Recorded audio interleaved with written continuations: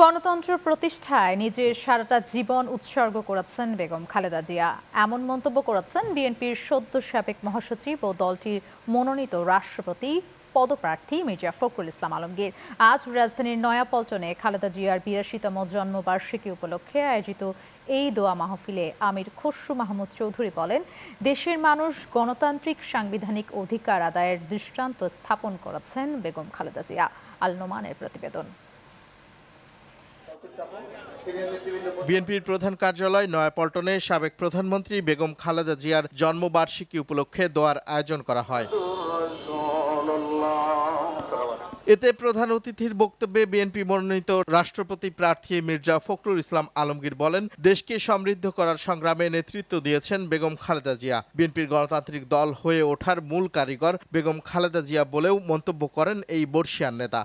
তিনি তার সারাটা জীবন গণতন্ত্রের জন্য উৎসর্গ করেছিলেন এবং বাংলাদেশকে বারবার তার নেতৃত্বে সংগ্রামের মধ্য দিয়ে গণতন্ত্রে ফিরিয়ে নিয়ে এসেছেন এবং বাংলাদেশকে সমৃদ্ধ করবার সংগ্রামে অংশগ্রহণ করেছেন, নেতৃত্ব দিয়েছেন।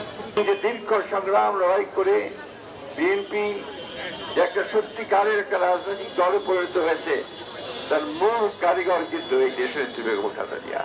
অনুষ্ঠানে আরো বক্তব্য রাখেন দলের স্থায়ী কমিটির সদস্য আমির খসরু মাহমুদ চৌধুরী, ডক্টর আব্দুল মঈন খান, গয়েশ্বর চন্দ্র রায়, সিনিয়র যুগ্ম মহাসচিব রুহুল কবির রিজভী।